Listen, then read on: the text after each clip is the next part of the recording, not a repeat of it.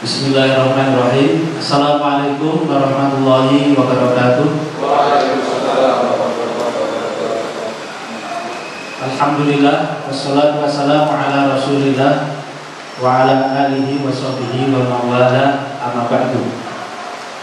Para tokoh yang kami hormati, para alim ulama, para ustadz, dan semua tokoh masyarakat DIY yang tidak dapat kami sebut satu persatu, alhamdulillah pada malam hari ini kita bertemu dalam forum tokoh umat daerah istimewa Yogyakarta.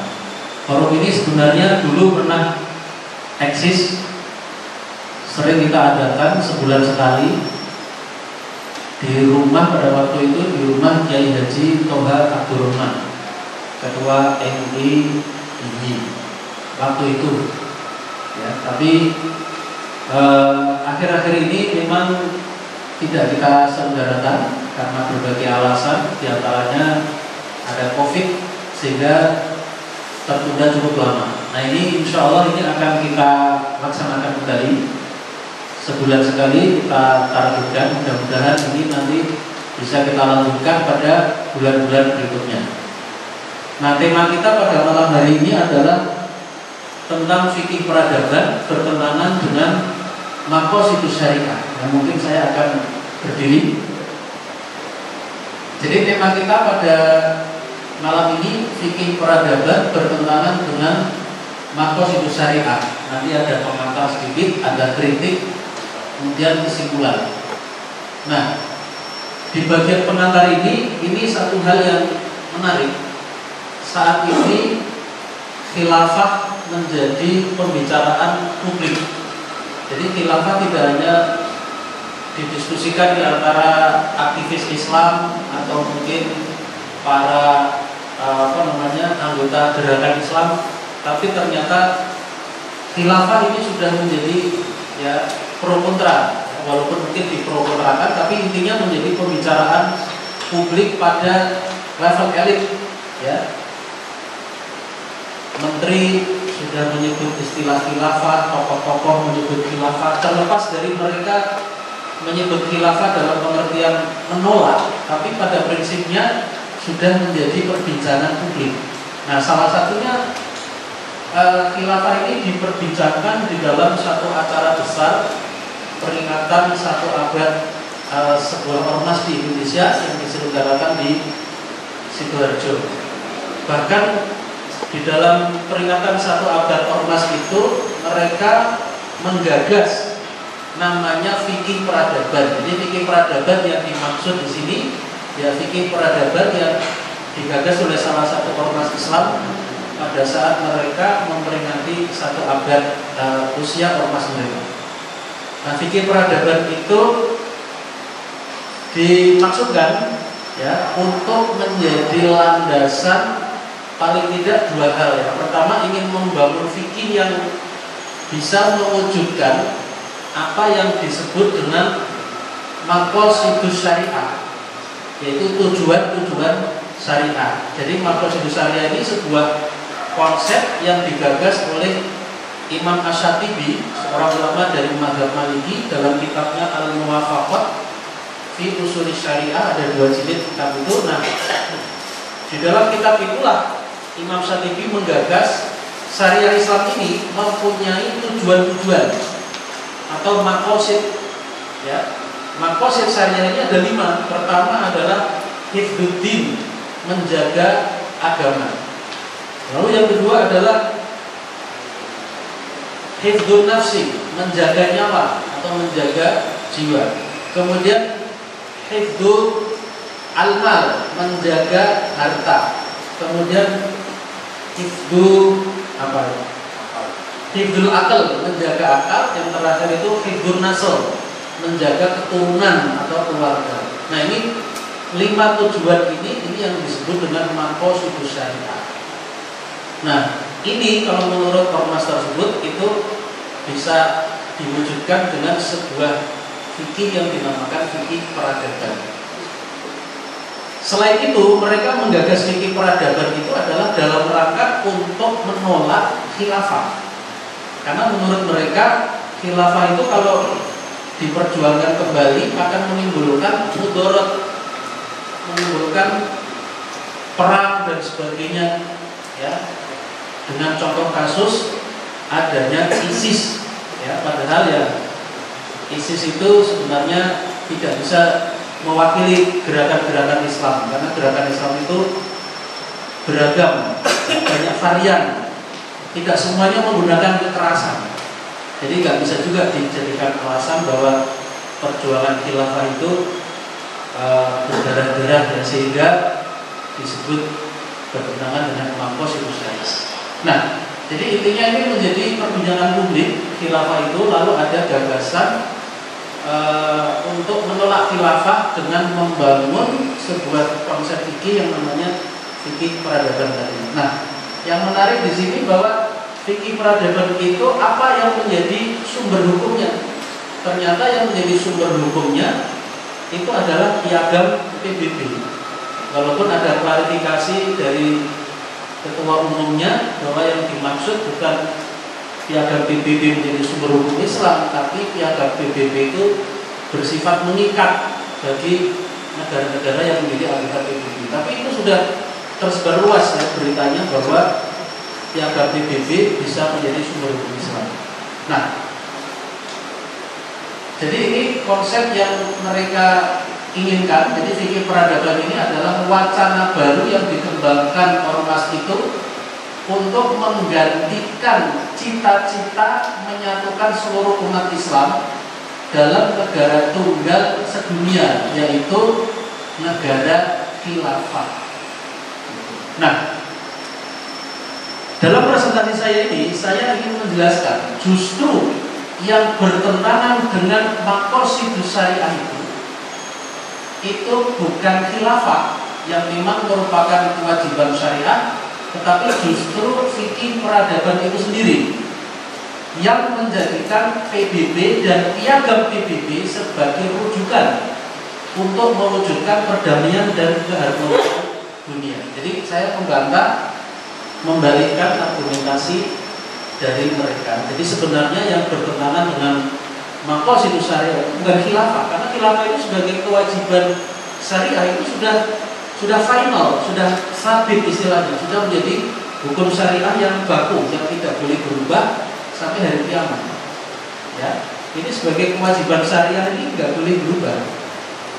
Nah, kalau suatu kewajiban syariah ini nggak boleh berubah, tidak bisa dibatalkan, ya berarti yang menjadi persoalan itu sebenarnya bukan khilafahnya, tapi justru konsep mereka fikih peradaban ini yang perlu kita kritisi. Yang menurut saya justru fikih peradaban ini bertentangan dengan maqasidus syariah karena menjadikan piagam PBB tadi dan PBB-nya itu sendiri sebagai rujukan atau sumber hukum. Jadi di sini nanti akan saya buktikan bahwa fikih peradaban itu bertentangan dengan prinsip menjaga agama atau hifdzuddin. Yang kedua, fikih peradaban bertentangan dengan prinsip menjaga akal, hifdzul akal. Bertentangan dengan prinsip menjaga nyawa, hifdzun nafas. Bertentangan dengan prinsip menjaga harta, hifdzul mal. Dan yang terakhir, bertentangan dengan prinsip menjaga keturunan atau keluarga atau hifdzun nasl. Nah, karena bertentangan dengan maqasidus syariah, ya berarti harus ditolak, tidak boleh dikembangkan, diajarkan kepada masyarakat. Yang pertama, ini bukti fikih peradaban bertentangan dengan prinsip menjaga agama atau hifdzuddin. Kenapa itu bertentangan dengan prinsip hifdzuddin? Karena begini, PBB itu yang menjadi rujukan tadi kan PBB dan piagam PBB. Sebenarnya PBB itu mempunyai latar belakang sejarah yang panjang. Ya, latar belakangnya kalau kita lihat justru PBB itu cikal bakalnya adalah aliansi negara-negara Kristen Eropa untuk menghadapi futuhat atau penaklukan atau ekspansi yang dilakukan oleh Daulah atau Khilafah Utsmaniyah pada akhir abad ke-15 dan awal abad ke-16 Masehi. Jadi kalau kita di Indonesia pada waktu itu, kurun-kurun waktu itu sudah menjelang akhir masa Majapahit, sudah mau runtuh itu. Nah, kita di dunia Islam sana itu Daulah Utsmaniyah itu mulai muncul, ya, di Turki, dan ini mereka banyak melakukan futuhat. Nah, kita di Indonesia ini masih zaman Majapahit, hampir sudah mulai runtuh itu kalau di Indonesia. Nah, mereka Khilafah Utsmaniyah itu berhasil menaklukkan beberapa negara Eropa, ya. Bentar, ini nama negaranya ada di sini. Beberapa negara Eropa yang mana tadi? Ada Yugoslavia, kemudian ada Romania, kemudian ada Albania, ya, Hungaria, itu ditaklukkan oleh Khilafah Utsmaniyah. Nah, ini menimbulkan reaksi kan dari negara-negara Kristen Eropa. Akhirnya mereka membentuk Liga Suci, yaitu kumpulan negara-negara Kristen Eropa yang dibentuk, diinisiasi oleh Paus, namanya Paus Innocentius ke-11. Nah, inilah sebenarnya cikal bakal PBB itu dari kelompok Kristen Eropa ini. Yang ini mereka semakin lama semakin kuat, sementara tentara kekuatan Khilafah Utsmaniyah ini semakin lama semakin lemah, sehingga akhirnya yang terjadi itu justru pada tahun 1856, ya, pada tahun 1856 ini, ya, peristiwa penting tahun 1856 itu justru Khilafah Utsmaniyah itu ingin bergabung dengan organisasi itu, kelompok Eropa itu, tapi dengan syarat meninggalkan hukum-hukum internasional yang terkait dengan jihad. Jadi boleh bergabung dengan masyarakat Eropa, tapi tidak boleh mengamalkan jihad. Misalnya ada konsep jizyah, konsep Darul Islam, Darul Kufur dan sebagainya, ini tidak boleh lagi diamalkan kalau Khilafah Utsmaniyah itu mau gabung dengan negara-negara Kristen Eropa ini. Ya, ini terjadi pada tahun 1856. Akhirnya Khilafah Utsmaniyah masuk itu ke dalam komunitas Kristen itu dengan syarat tadi, mengikuti syarat tadi, meninggalkan hukum-hukum Islam yang berhubungan dengan hubungan internasional. Jadi tidak bisa lagi berjihad atau futuhat, tidak bisa lagi mengamalkan konsep Darul Islam, Darul Kufur, kafir zimmi, kafir harbi, hukum-hukum tentang jizyah, tidak bisa. Jadi itu juga kesalahan dari leluhur kita, para khalifah dulu di tahun ini 1856. Nah, jadi kalau kita ini mendukung PBB atau piagam PBB, berarti artinya adalah bertentangan dengan prinsip hifdzuddin, yaitu menjaga agama. Karena apa? Akan ada sebagian hukum Islam, yaitu khususnya hukum yang terkait dengan hubungan internasional, itu yang tidak bisa diamankan oleh negara yang bergabung dengan PBB saat ini. Karena sifat PBB sama dengan aliansi negara-negara Kristen Eropa itu, tidak akan menerima anggota dari negara Islam atau yang mengamalkan hukum Islam, itu akan tertolak otomatis. Jadi ketika mendukung PBB itu artinya akan tidak lagi mengamalkan hukum-hukum jihad. Jadi hukum-hukum seperti itu dianggap tidak ada atau tidak boleh diamalkan lagi. Nah, berarti ini kan bertentangan dengan prinsip menjaga agama. Karena kalau menjaga agama itu ya artinya hukum-hukum Islam itu tidak boleh ada yang ditanggalkan atau dikorbankan demi mencapai sesuatu. Ya, jadi dengan demikian ini artinya fikih peradaban itu yang dia menjadikan PBB atau piagam PBB sebagai rujukannya itu bertentangan dengan prinsip tadi, hifdzuddin atau menjaga agama. Karena akan ada sebagian hukum Islam yang dikorbankan, tidak bisa diamalkan ketika sebuah negara itu bergabung dengan PBB. Karena PBB ini tidak bisa dilepaskan dari sejarah sebelumnya, cikal bakalnya, yaitu sekelompok negara-negara Eropa yang Kristen yang merespon futuhat yang dilakukan oleh Khilafah Utsmaniyah. Itu seperti itu sejarahnya. Yang kedua, fikih peradaban bertentangan dengan prinsip menjaga akal atau hifdzul akal. Di mana letak fikih peradaban itu bertentangan dengan prinsip menjaga akal? Karena begini, fikih peradaban itu menjadikan piagam PBB sebagai sumber hukum Islam. Itu mustahil, nggak mungkin. Sesuatu yang tidak mungkin, tapi kita itu diminta percaya. Gimana itu? Kan tidak mungkin sumber hukum Islam itu kok bisa bentuknya piagam PBB, itu mana mungkin? Kalau dalam Islam, sumber hukum Islam itu intinya harus berupa wahyu. Kalau dalam istilah Quran itu disebut dengan istilah ma anzalallah, apa yang diturunkan oleh Allah.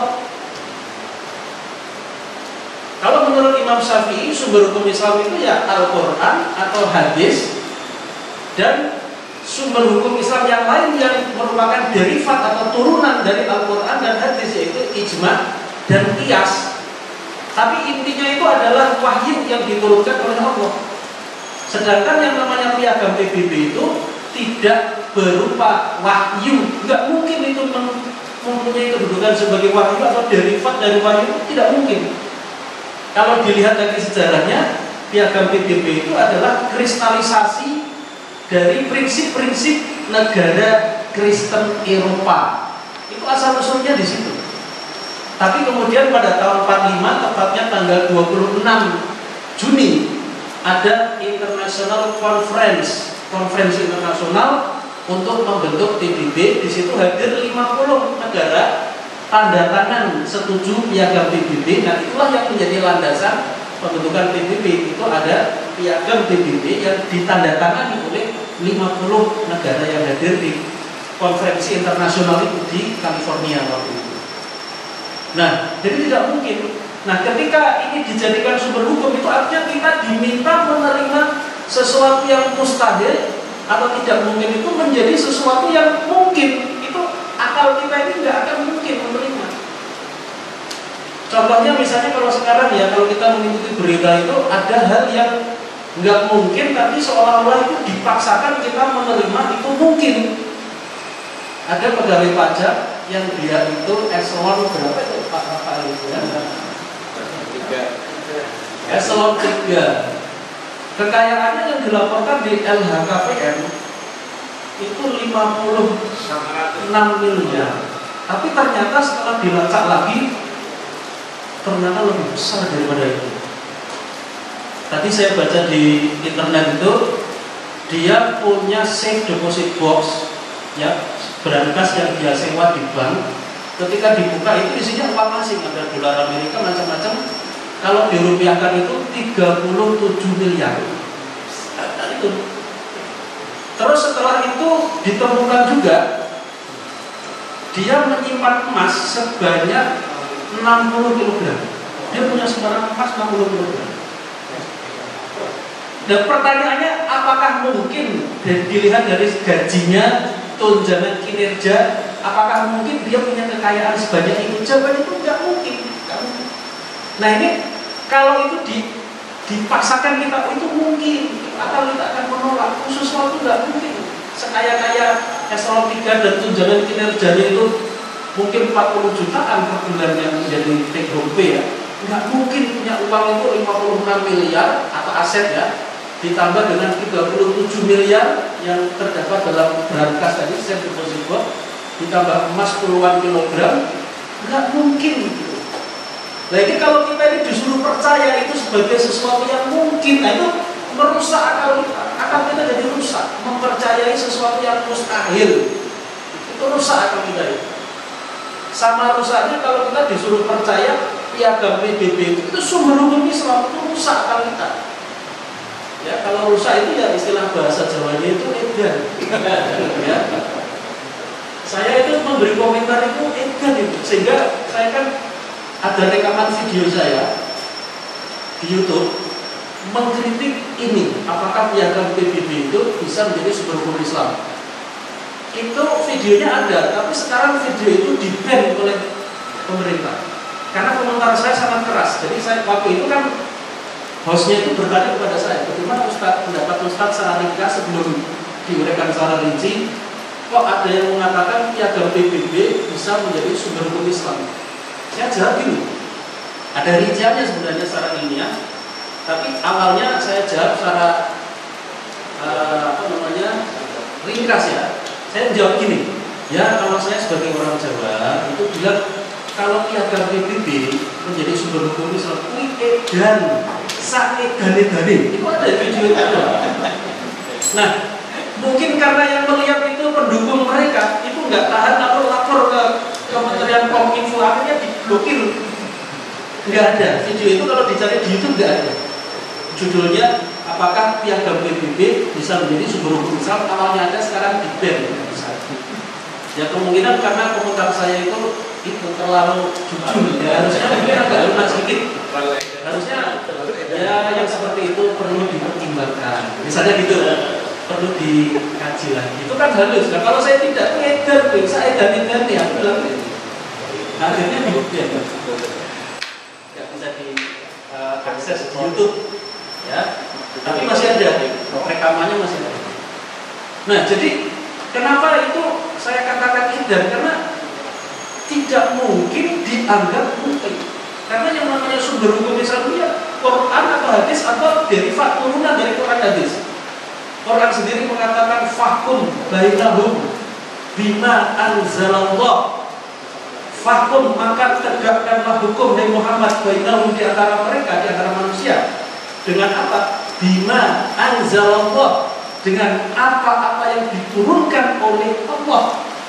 Itu wahyu maknanya. Bentuknya bisa Quran, bisa hadis, atau yang ditunjukkan oleh Quran dan hadis itu ijma dan qiyas. Jadi bagaimana ini piagam PBB kalau dianggap bima anzalallah itu? Gila, akal kita akan gila, nggak akan bisa. Ya. Nah, jadi kesimpulannya, kalau dengan demikian fikih peradaban itu justru bertentangan dengan prinsip menjaga akal atau hifdzul akal. Kenapa? Karena memaksakan sesuatu yang mustahil menurut akal, yaitu menjadikan piagam PBB sebagai sumber hukum Islam. Itu mustahil menurut akal, nggak mungkin. Ya. Yang ketiga, fikih peradaban bertentangan dengan prinsip menjaga nyawa atau hifdzun nafsi.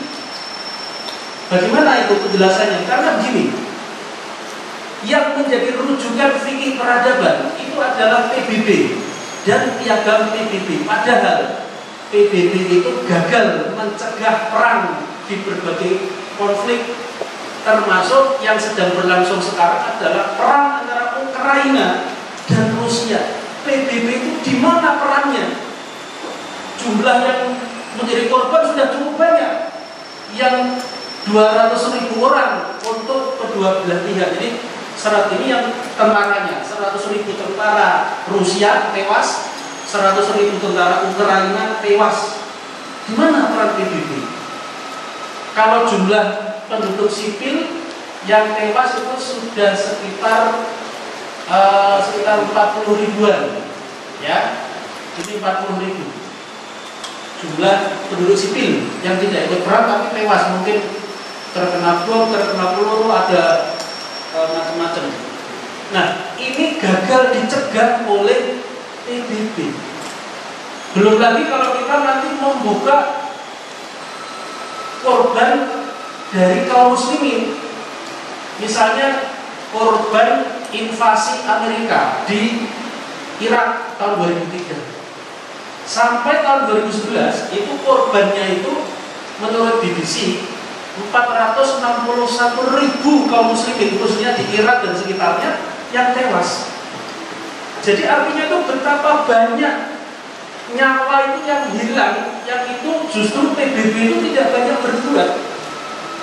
Pertanyaannya itu adalah bagaimana mungkin sebuah negara yang gagal memelihara nyawa itu justru dirujuk untuk menjaga nyawa. Kalau dia gagal kok menjaga nyawa manusia, kok dirujuk sebagai fikih peradaban untuk menjaganya. Nyawa siapa yang dijaga oleh PBB itu? Siapa? Gagal mereka itu. Jadi itu menjadi aneh sekali. Fikih peradaban merujuk PBB supaya bisa mewujudkan maqasidus syariah. Salah satu maqasidus syariah kan hifdzun nafas, menjaga nyawa. Nah, bagaimana mungkin, karena PBB sendiri itu gagal menjaga nyawa. Ya, oke. Jadi kesimpulannya fikih peradaban itu justru bertentangan dengan prinsip menjaga nyawa. Karena justru PBB itu adalah organisasi yang gagal dalam mencegah perang, sehingga banyak korban nyawa ya, yang jatuh di antara umat manusia, termasuk nyawa kaum muslimin. Dan yang seperti ini mau dijadikan rujukan untuk menjaga nyawa, ini apa? Pikiran seperti apa? Ya. Oke, yang berikutnya, fikih peradaban bertentangan dengan prinsip menjaga harta atau hifdzul mal. Mereka berharap yang menggagas fikih peradaban itu ketika menuju PBB bisa mewujudkan hifdzul mal, menjaga harta. Padahal kita punya pengalaman pahit di Indonesia, kehilangan Pulau Sipadan dan Ligitan.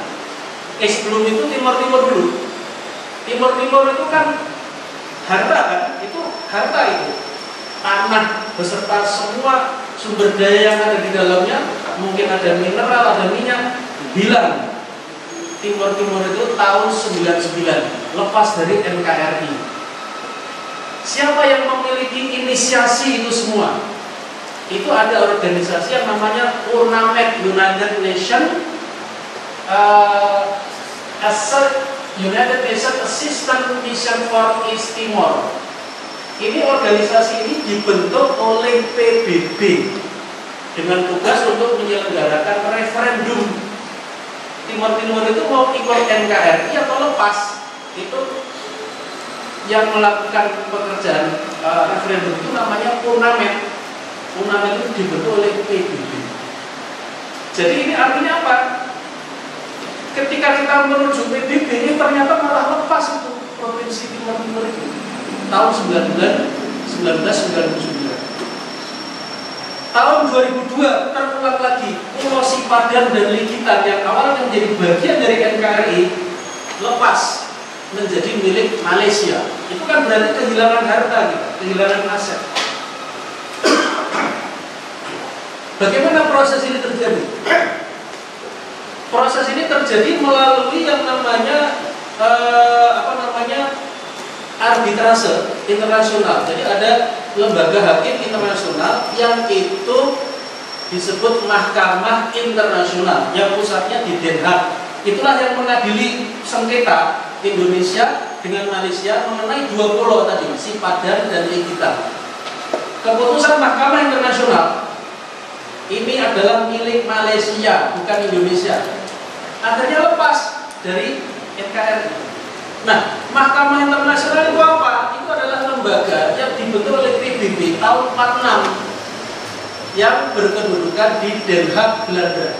Jadi di Den Haag atau Belanda itu ada pusat dari Mahkamah Internasional untuk mengadili sengketa-sengketa internasional. Jadi kesimpulannya, kalau kita ini merujuk kepada PBB dengan harapan bisa mewujudkan maqasidus syariah, salah satu maqasidus syariah adalah hifdzul mal. Kita ini berarti punya pengalaman buruk. Aset kekayaan kita ini lepas, Pulau Timur-Timur lepas, Sipadan Ligitan lepas. Loh, kok mau dijadikan rujukan itu loh PBB? Bagaimana mungkin? Jadi kesimpulannya justru PBB itulah, ya, justru karena PBB itu kita kehilangan harta atau aset kita. Lalu bagaimana mungkin PBB mau kita jadikan rujukan untuk menjaga harta? Padahal justru dengan merujuk kepada PBB kita kehilangan tadi Sipadan dan Ligitan, kita kehilangan Timur-Timur. Bagaimana mungkin kita menjadikan PBB ini sebagai rujukan untuk hifdzul mal? Tidak mungkin. Kita pasti akan mengalami kerugian-kerugian yang lebih besar pada masa yang akan datang. Berikutnya yang kritikan terakhir, bahwa fikih peradaban bertentangan dengan prinsip menjaga keturunan atau keluarga, atau bahasa Arabnya hifdzun nasl. Ini bisa kita lihat kenapa kok bertentangan dengan hifdzun nasl? Karena PBB itu sekarang Pak, itu mempropagandakan dan mendukung LGBT. L itu lesbianisme, G itu adalah homoseksualisme, LGB biseksual. Jadi laki-laki bisa dengan laki-laki atau perempuan, perempuan juga begitu, bisa dengan sesamanya, sama perempuan atau laki-laki. LGBT transgender. Jadi ini ada satu situs Pak, namanya unfe.org, www.unfe.org. Unfe itu singkatan United Nations Free and Equal. Jadi F-nya itu free, bebas, equal, setara. Nah ini situsnya bisa diakses Pak, https://www.unfe.org. Ini Pak kalimatnya ini. PBB itu mendukung lesbianisme, gay, transgender, dan seterusnya. Jadi PBB itu mendukung. Mau jadi lesbian silahkan, mau jadi gay silahkan lah. Masa organisasi seperti ini dijadikan rujukan untuk menjaga keluarga? Itu berarti kan sudah gila kan? Kalau orang Projo itu udah edan gitu saya bilang. Edan. Ya. Jadi di sini saya membuat suatu kalimat ya.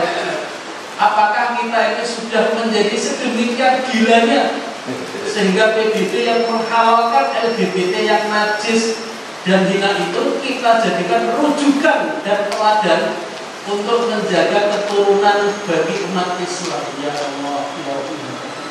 Ini kan gila, dia gila itu. Pokoknya kalau merujuk PBB untuk mewujudkan keluarga yang sakinah, mawaddah warahmah, edan gitu ya. Saya dari musuh. Ya. Jadi kesimpulan. Jadi fikih peradaban ini wajib hukumnya untuk ditolak karena justru terbukti bertentangan dengan maqasidus syariah. Yang pertama, bertentangan dengan hifdzuddin atau menjaga agama. Kedua, bertentangan dengan hifdzul aql, menjaga akal. Tiga, bertentangan dengan hifdzun nafas, menjaga nyawa.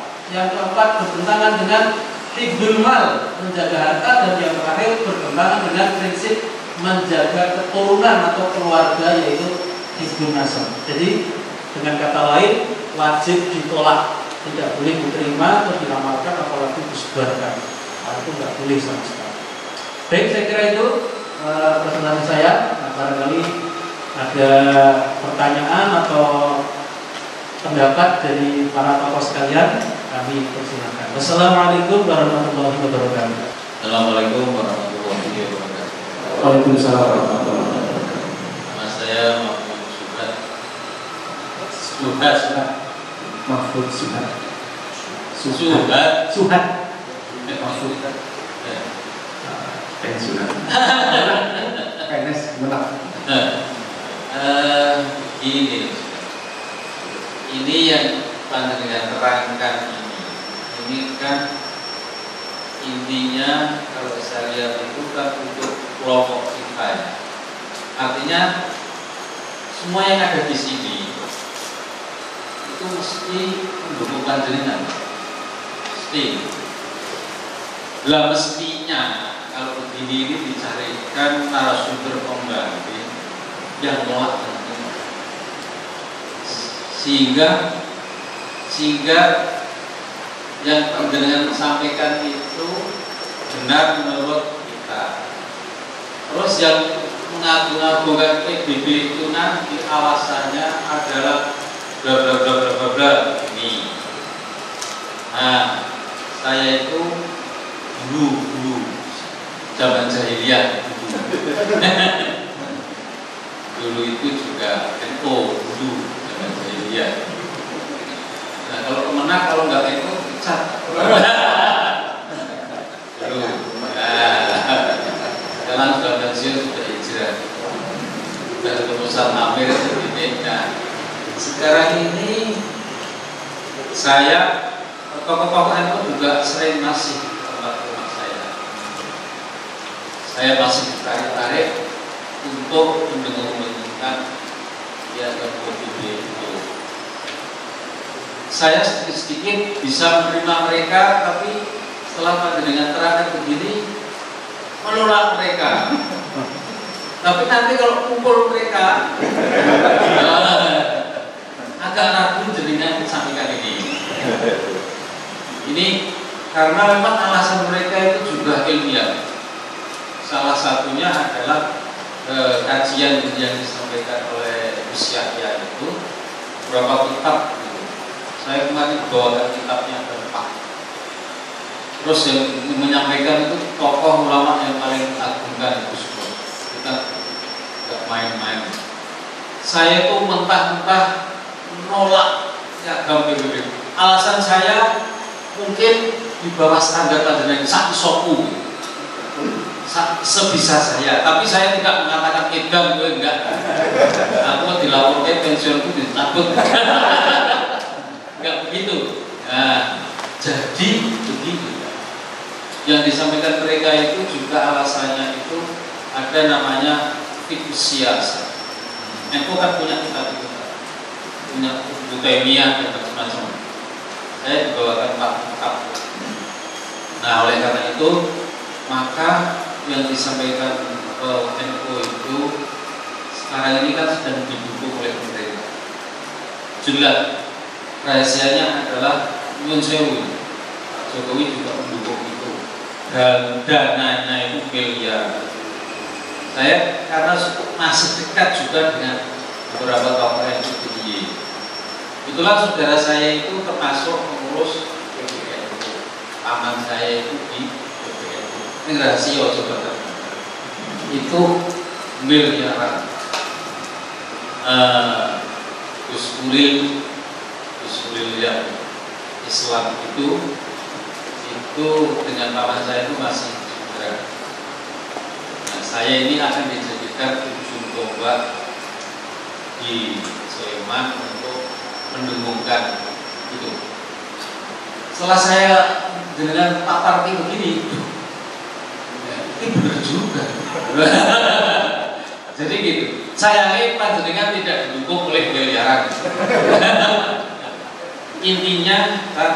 Intinya setelah mendengar panjenengan Pak Parti begini, saya yakin ini paling benar. Tetapi jalan mereka itu saya jujur, saya tidak mengatakan mereka 100% salah juga bukan. Terus gimana ya Pak? Ini saya orang lain enggak mau munafik. Jadi kalau saya pamannya disuruh khotbah besok Jumat, saya disuruh khotbah judul itu suruh menolak piagam. Iya, saya kemarin ke tempat saya tolak Pak. Nah, saya sekarang ada bahan ini. Ada bahan ini kita sampaikan. Tapi dalam hati itu kan mereka sampaikan itu luar biasa. Teori-teori ilmiah tapi barat semua. Referensinya itu barat. Nah kedua kan, tapi ragu juga. Jadi mereka itu juga, saya tidak mengatakan paling salah. Ya ada benar juga. Gimana itu Pak? Saya itu mesti gitu. Terima kasih Pak Mahfud. Sudah ya. Mungkin tanggapan yang lain. Pak, ada Ya. Terima kasih ya. Baik ya. Jadi terima kasih atas tanggapan dari Pak Mahmud Suhad. Tadi yang pertama, sebaiknya Ustadz Siddiq itu ada pembicara yang lain, mungkin Gus Mus atau Ulil Absor Abdallah misalnya, atau yang lainnya, atau mungkin ketua PBNU langsung juga nggak apa-apa.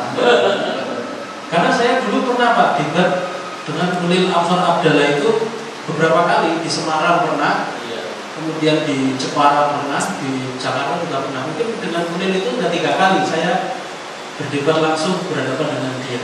Jadi sudah kenal, dia mungkin belum kenal saya. Dan waktu itu dia punya kesan yang positif terhadap ormas kita. Dia mengatakan gini, kalau dengan kelompok-kelompok Islam yang lain itu kayaknya kita nggak bisa dialog deh. Tapi kalau dengan kelompok Anda kita bisa dialog. Jadi dia punya istilahnya apresiasi terhadap kita. Dan bahkan dia mengatakan kalau nanti suatu saat Anda itu mau dibubarkan, ini kata Ulil, saya adalah orang yang terdepan untuk mengatakan saya nggak setuju dengan pembubaran ini. Gitu. Tapi ternyata kemarin ketika ada itu dia diam aja. Tapi malam nanti kalau video ini nanti sampai di Ulil Absar Abdallah, saya ingatkan, Anda pernah ngomong gitu loh kepada saya. Oke. Jadi gini Pak, saya sebenarnya bersedia kalau misalnya ada yang dari NU bisa bicara dengan kita, ya. Tapi pertanyaannya ya, apakah mereka yang mau? Nah, itu karena kita nggak punya miliaran. Ya. Kalau mereka kan mungkin ada isu apa ya, di belakangnya miliaran. Kita ini tidak punya miliaran, tapi ya hanya punya pemikiran yang kita yakini ini adalah yang lebih sahih, ya, lebih murni, langsung merujuk kepada Quran atau hadis atau pendapat-pendapat para ulama. Ya, seperti misalnya Imam Syafi'i itu ketika bicara sumber hukum Islam, beliau kalimatnya tegas. Beliau mengatakan wala yalzamu qaulun fi kulli halin illa bi kitabillahi wa sunnati rasulih. Jadi sebuah qaul itu tidak yalzam, tidak mengikat fi kulli halin pada setiap keadaan illa kecuali bi kitabillahi wa sunnati rasulih. Wa innahu ma siwahuma, dan sesungguhnya apa saja yang selain daripada keduanya tabaun lahuma, itu harus mengikuti keduanya. Itu kata Imam Syafi'i dalam kitab yang berjudul Jima'ul Ilmi halaman 11. Atau kalau dalam kitab Al-Um itu kan Jima'ul Ilmi itu awalnya gabungan dengan Al-Um pada juz ke-7 halaman 285. Tapi ada yang kitab Jima'ul Ilmi itu akhirnya dipisahkan, halamannya halaman 11. Jadi makanya tadi saya sebut Imam Syafi'i itu Jima'ul Ilmi halaman 11 sama kitab Al-Um juz 7 halaman 285, karena itu ada di keduanya. Asalnya di Al-Um tapi dipisahkan. Jadi kata-kata Imam Syafi'i itu sebuah perkataan itu nggak ada yang mengikat untuk kita umat Islam itu, kecuali kalau perkataan itu didasarkan kepada Al-Quran dan As-Sunnah atau sumber hukum yang lain yang tabaun lahuma, mengikuti keduanya, yaitu yang saya terjemahkan derivat atau turunan dari Al-Quran dan As-Sunnah, yang kalau dalam mazhab Syafi'i itu namanya ijma dan qiyas, konsensus para ulama dan analogi yang syar'i. Ya, qiyas itu analogi syar'i. Contohnya dulu ada sahabat yang nanya, ya Rasulullah, inna ummi matat wa 'alaiha siyamun afa asumu anha. Wahai Rasulullah, ibuku meninggal dunia, dia masih punya utang puasa, bisa nggak aku berpuasa untuk ibumu? Nah, kemudian Rasulullah menjawab, ara'aita law kana ummuki law kana ummuka dainun faqadaitaha afataqdi anha. Kalau ibumu punya utang uang, lalu kamu yang membayar utangnya, bisa nggak kamu melunasi membayarkan utang ibumu? Bisa.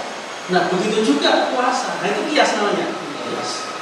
Orang itu punya utang puasa, dibayarkan meninggal dunia, dia punya utang puasa, bisa anaknya yang berpuasa untuk ayahnya atau ibu. Dikiaskan dengan orang punya utang uang, ya, dia meninggal terus yang membayari kita. Nah, itu namanya qiyas, dikiaskan. Nah, jadi kembali pada persoalan, ya sebenarnya kalau memang dimungkinkan bisa nanti kita adakan forum berikutnya Ustaz, ya, dengan menghadirkan. Cuma persoalannya kita nggak punya miliaran tadi Pak. Jadi kalau misalnya Bapak bisa menjadi penghubung, bagus sekali. Karena saya juga sering kok berdebat dengan teman-teman liberal itu, dengan Ulil itu sampai 3 kali itu pernah. Ya, itu malah bagus ya. Bahkan pernah juga saya debat di UIN itu dengan dulu siapa, Dr. Ainul Rafiq itu tahun 2013 itu ada videonya. Jadi bisa sangat bisa. Jadi mungkin nanti bisa diwujudkan dengan perantaraan Bapak.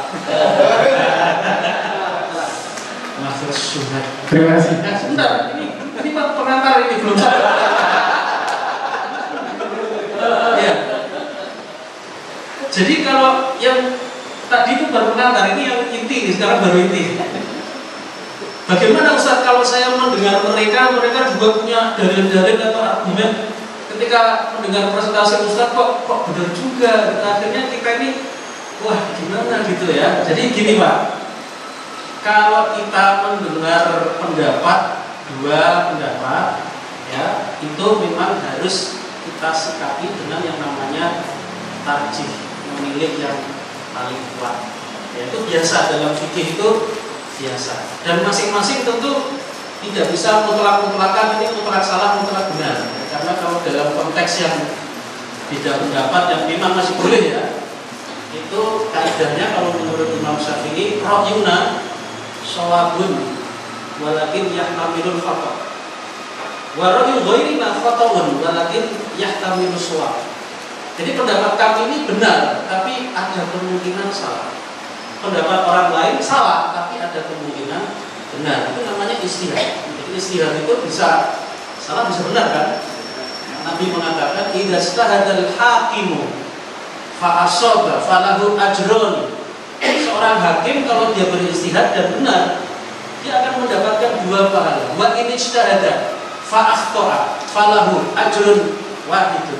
Kalau dia berijtihad dan salah, dia mendapat 1 pahala. Nah, jadi untuk konteks pendapat yang memang masih bisa beda pendapat, ya memang ada unsur kebenaran yang memang tidak bisa mutlak.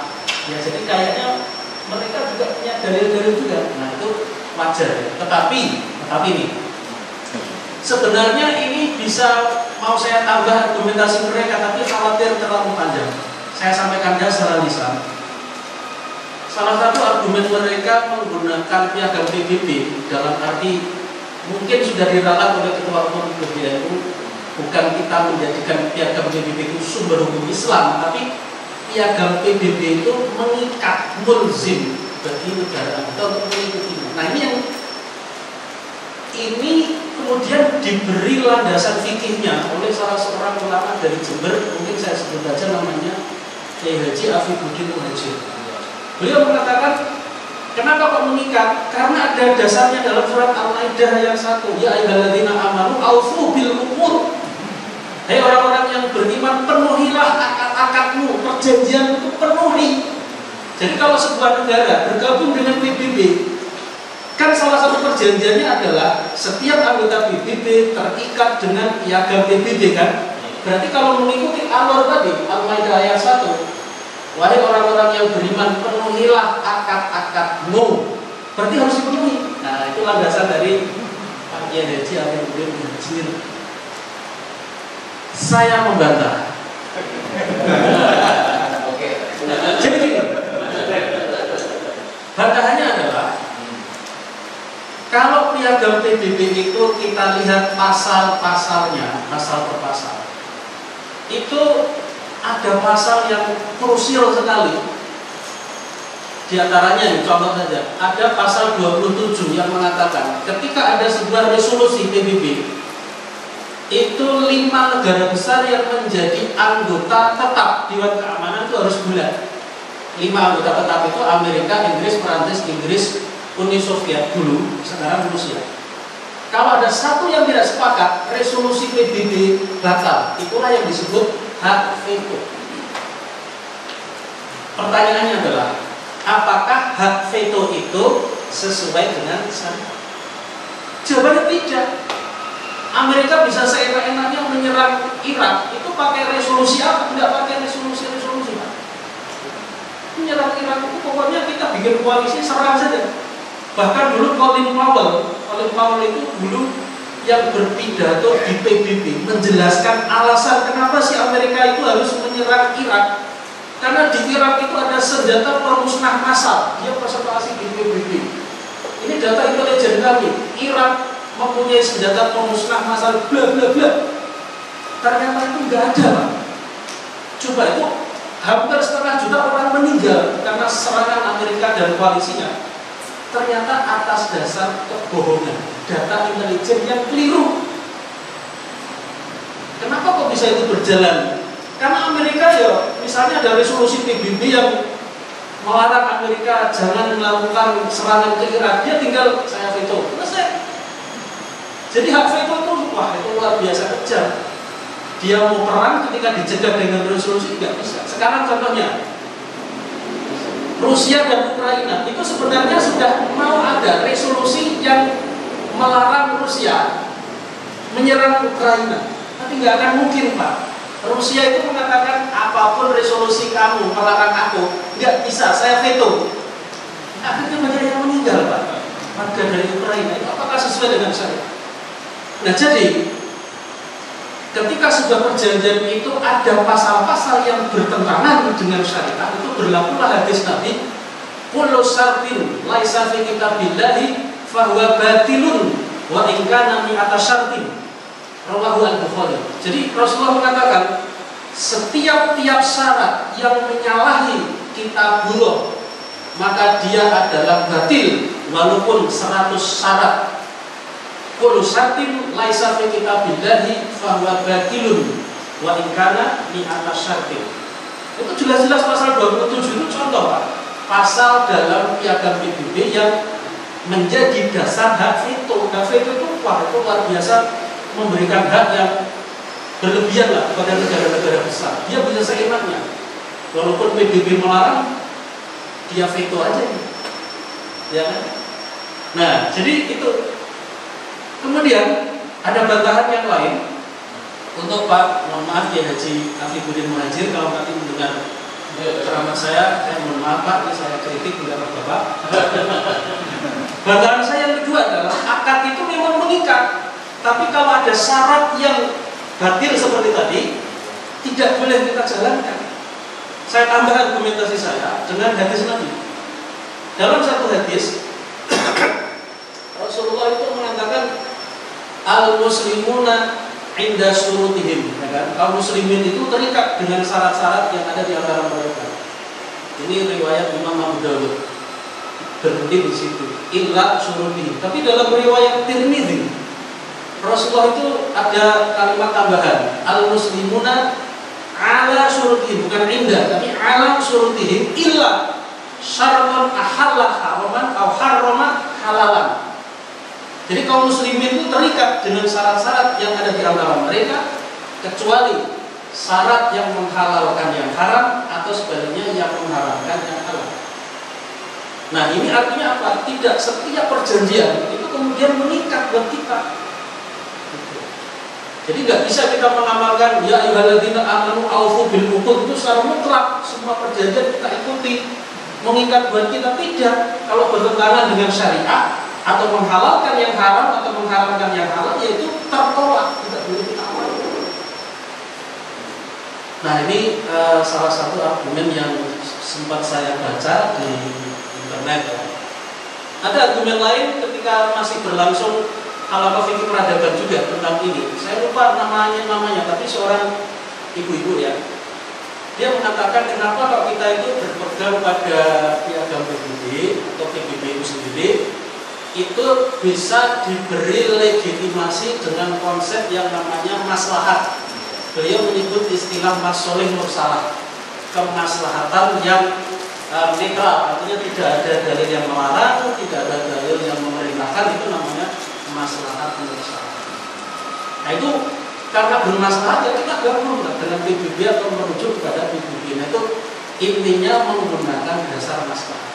Nah saya ingin memberikan bantahan bahwa dalam kitab-kitab usul fikih maslahat mursalah itu bukan sumber hukum Islam atau dalil syar'i yang diakui dalam mazhab Syafi'i. Maslahat mursalah itu adalah sumber hukum Islam yang ada dalam mazhab Maliki, bukan mazhab Syafi'i. Imam Syafi'i mengatakan hanya 4 saja dalam kitab Ar-Risalah, dalam kitab Al-Um dan Jima'ul Ilmi hanya 4. Al-Quran, As-Sunnah, Ijma' dan Qiyas. Jadi maslahat mursalah itu bukan sumber hukum Islam bagi yang mengikuti mazhab Syafi'i. Pertanyaannya adalah sekarang, ormas tadi itu mazhabnya apa? Itu Pak. Mereka mengatakan kami bertaklid kepada mazhab Syafi'i, tapi taklid manhaji, bukan taklid yang tafsili, itu hukum demi hukum, tapi taklidnya manhaji secara metode istinbat. Metode istinbat itu kan salah satunya sumber hukum dari syar'i.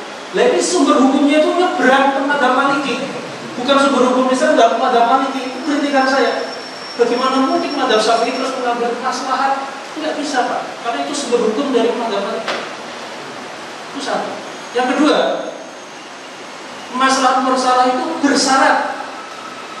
Ada syaratnya kalau kita mempelajari usul fikih itu. Syaratnya adalah kemaslahatan yang kita ambil itu tidak bertentangan dengan syariat.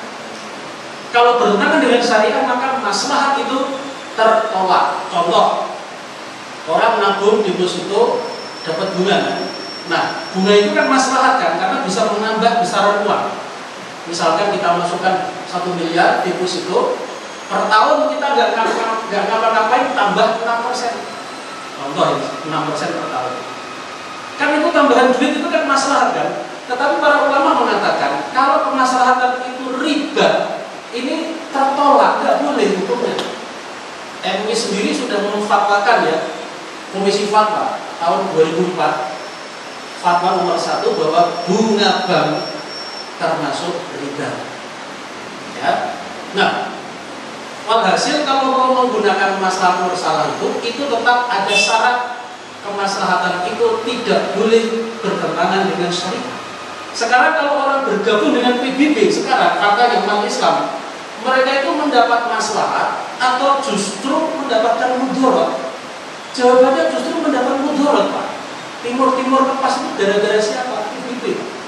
Si Padan Ligitan pisah dari Indonesia itu gara-gara apa Pak? PBB. Jadi kemaslahatan yang mana justru itu menimbulkan mudarat. Kok dijadikan rujukan dengan mengambil maslahat mursalah? Maslahat yang mana? Malah menimbulkan mudarat. Pulau kita hilang, termasuk tadi banyak perang-perang yang semestinya bisa dicegah oleh PBB, enggak bisa. Ratusan ribu orang meninggal dunia karena PBB tidak mampu menjalankan perangnya. Ini maslahat atau mudarat? Jawabannya mudarat, nggak mungkin maslahat. Jadi kalaupun misalnya mau mengambil piagam PBB atau PBB-nya menggunakan dalil maslahat mursalah atau maslahat mursalah itu ada syaratnya. Di antaranya ya tidak boleh maslahat itu bertentangan dengan syariat. Jadi bertentangan karena menimbulkan mudarat itu. Si Padan kita lepas, timur lepas, banyak kaum muslimin yang meninggal dunia di Irak 461.000 rentan dari 2003 sampai 2011 itu invasi Amerika di Irak. Ya, oke, jadi mungkin itu masih. Terima kasih. Ini saya masih lupa. Ini Sikat. Ini kemarin tuh saya diskusi ya aufu bil uqud gitu ya, ada mereka. Belakangan dengan itu saya sebenarnya hanya dibantah begini kan. Atiullah wa atiur rasul wa ulil amri minkum. Ya. Saya langsung ini HTI gitu ya. Saya begitu kakak oleh saudara-saudara saya. Nah, HTI kan dibubar nih. Nah, gitu. Berarti dia tidak taat ulil amri minkum. Jadi sepandai apapun kamu dan beliau, mereka mengatakan imam-imam gitu. Sepandai apapun karena sudah tidak wa ulil amri minkum, berarti itu salah. Salah. Karena dalilnya tidak wa ulil amri minkum. Saya jawab ini tak? Masih saya jawab ini. Duh, beda pendapat kan boleh dalam Islam. Dan jenengan ojo ngotot meh miliaran jenengan paling itu juga salah. Dan gitu Pak. Tapi lagi-lagi HTI itu tidak ulil amri minkum. Jawabnya beri buat.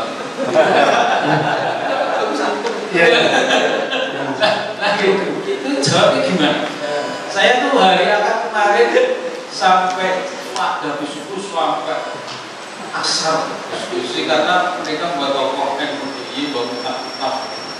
Alasannya mau buku terus dengan jawab kayak gitu itu saya yo sebenarnya tapi lebih pintar dengan jawabnya.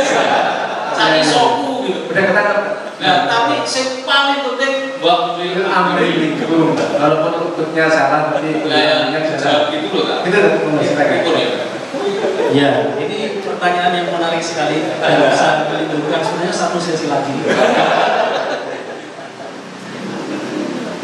Jadi yang menjadi persoalan itu akhirnya adalah apa sih pengertian ulil amri itu, Pak? Apakah ulil amri itu artinya setiap pemimpin atau setiap penguasa atau penguasa tertentu dengan syarat-syarat tertentu?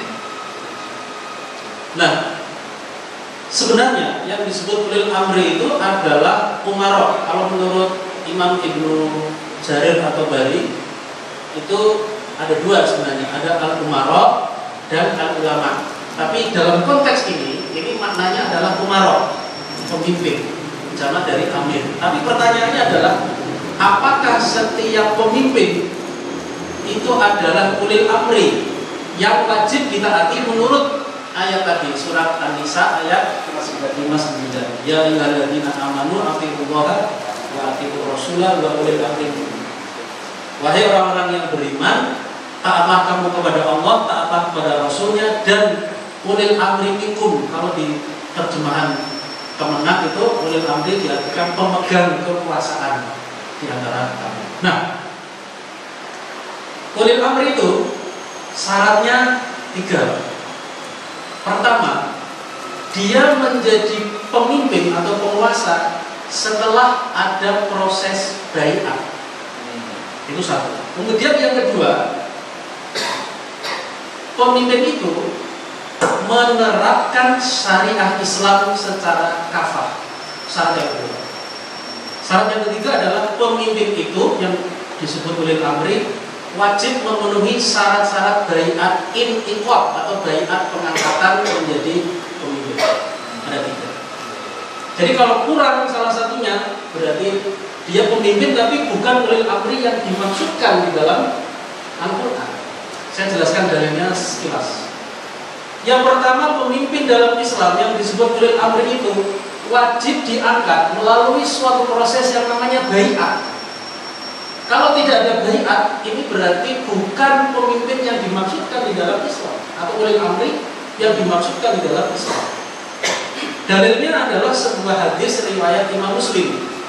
Rasulullah mengatakan, "Man baya'a imaman, barang siapa yang membaiat seorang imam atau khalifah, fa'atahu safqata yadihi wa thamarata qalbihi."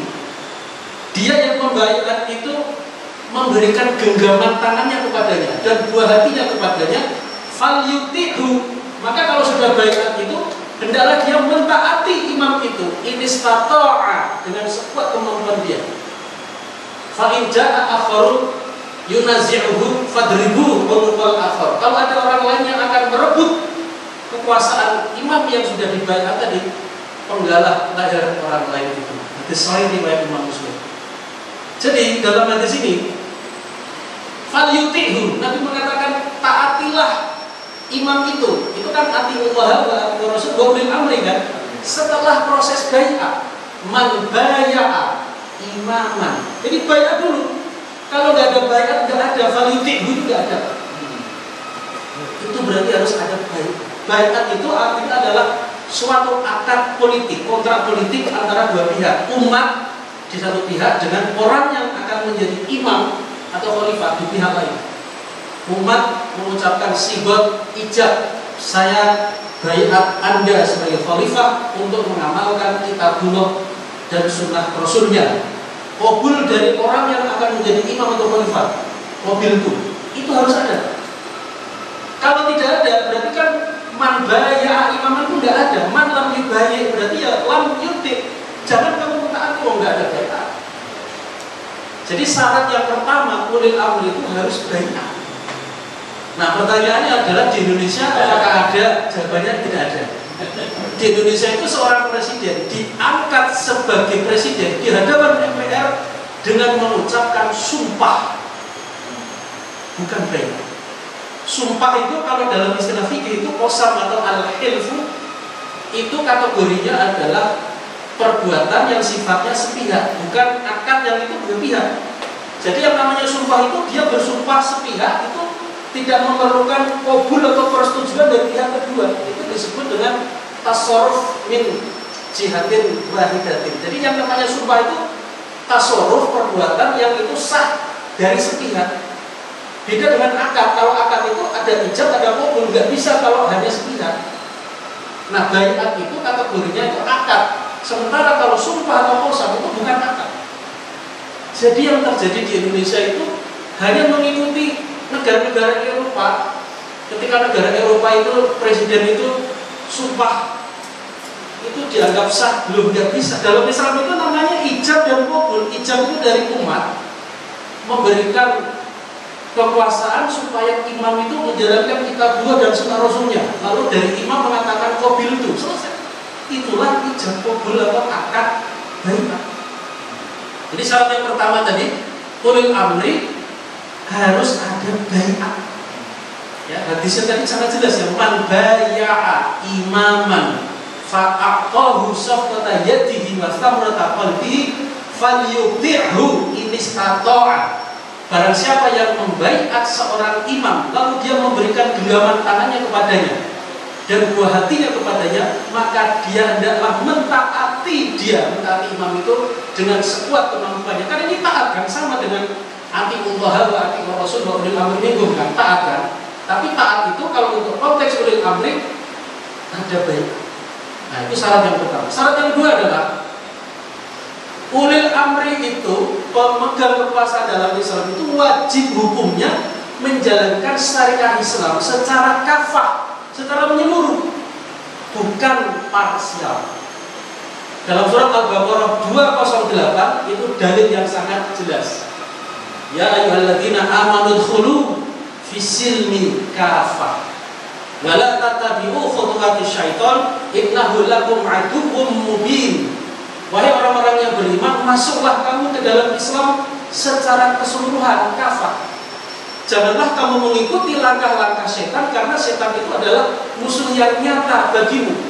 Al-Baqarah 208. Imam Jalaluddin Asyuti menafsirkan dalam kitab Al-Jalalain, fi silmi kafah ay fi jami'i syara'ihi, pada semua syariat-syariatnya, fi jami'i syara'ihi, pada semua syariat-syariatnya.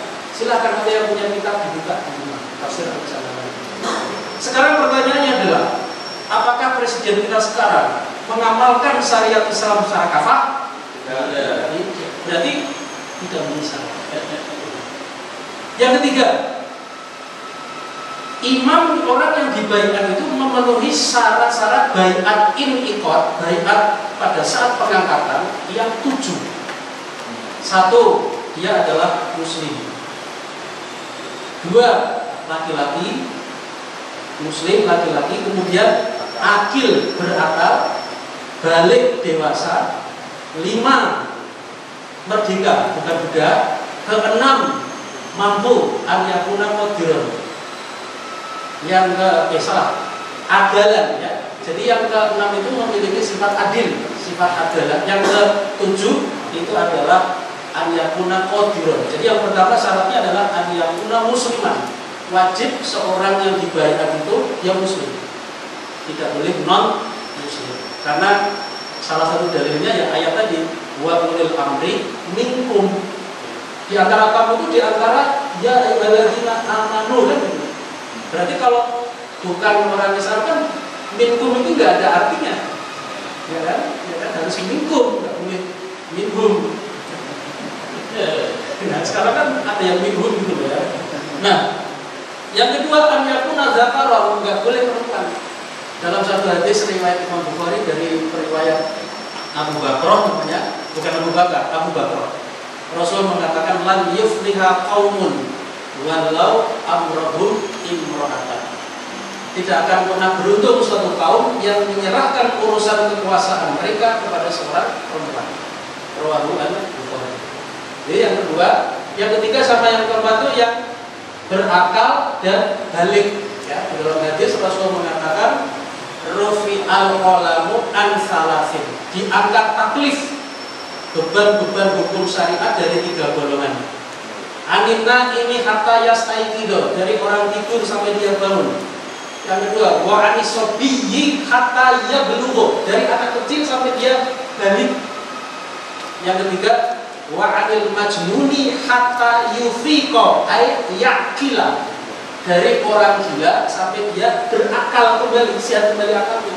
Jadi kalau masih kecil belum balik, gila tidak berakal, berarti tidak sah akad-akad atau muamalah yang dia lakukan. Maka disyaratkan khalifah atau imam yang dibaiat akil balik, di samping dari muslim laki-laki. Yang kelima itu adalah hurrun, merdeka, bukan budak. Kalau sekarang insya Allah terpenuhi semua merdeka, tidak ada yang budak.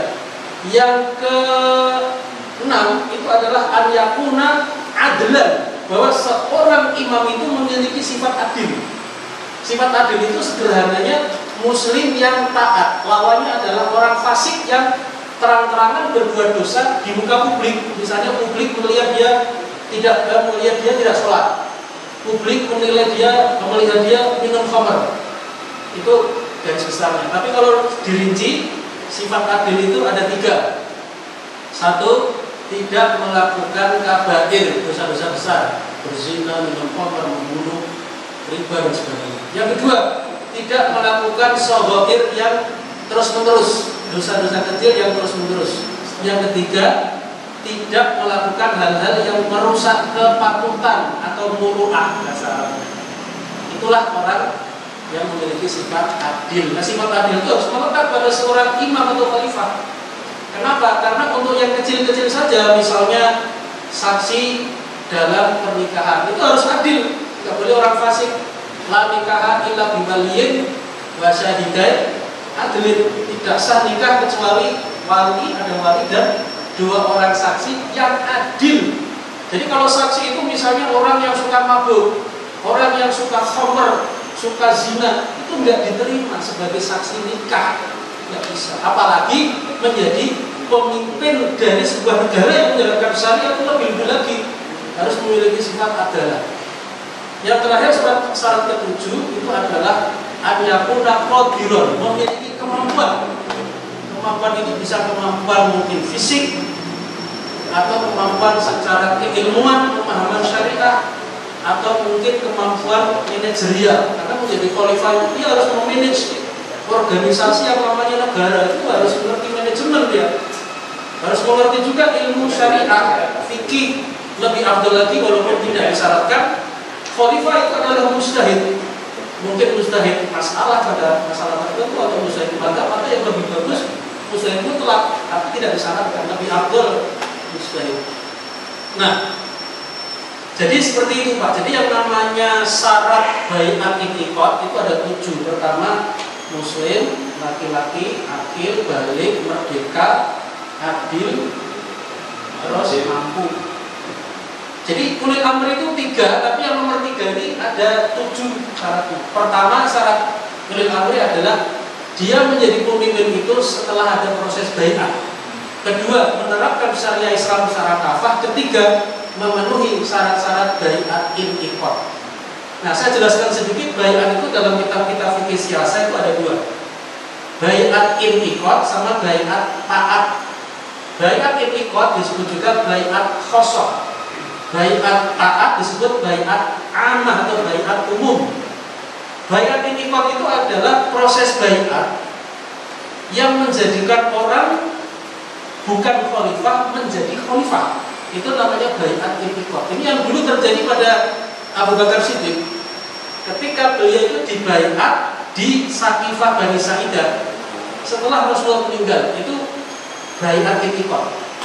Tapi Abu Bakar Siddiq itu kan hari Senin ya terjadinya baiat i'tiqad. Selasa bermalam, Selasa subuh, ba'da subuh di Masjid Nabawi itu ada baiat lagi oleh kaum muslimin. Itu namanya baiat taat atau baiat amah, baiat umum. Nah, yang menjadi syarat yang 7 tadi itu adalah syarat untuk baiat yang pertama tadi, baiat i'tiqad, yaitu baiat terjadinya akad yang menjadikan orang yang bukan khalifah menjadi khalifah. Nah, itu namanya baiat i'tiqad. Jadi kalau misalnya ada yang mengatakan bahwa itu rata kalau ulil amri ini, ya kita bisa menjawab ulil amri yang seperti apa Ustaz? Kita debat tadi. Syaratnya apa ulil amri? Apakah ulil amri itu sembarang pemimpin, sembarang penguasa, atau penguasa yang sembarangan? Sekarang ini hanya usia pemimpin kita ini sembarangan. Enaknya ngajakin rakyat, setelah bayar pajak ini duitnya dikorupsi karena dia dimainkan. Itu kan gak benar jadi pemimpin seperti itu. Ya, makanya sekarang itu Menteri Keuangan sibuk sekali dia melakukan perbaikan supaya kepercayaan masyarakat tidak turun. Sebenarnya ketidakpercayaan itu bukan turun, sudah lama nggak ada. Sekarang ini dikhawatirkan turun, keliru itu Bu Sri Mulyani, mohon maaf ya. Nanti kalau itu melihat video ini sebenarnya keliru kalau Sri Mulyani mengatakan ini supaya trust masyarakat tidak turun. Sebenarnya masyarakat itu sudah lama nggak percaya kepada pajak. Benar, cuma mereka nggak berani ngomong karena ada undang-undang yang mengatakan barang siapa yang mengajak orang lain nggak bayar pajak di penjara. Dan sekarang terbuka itu kesempatan kita mengkritik. Oke, terima kasih.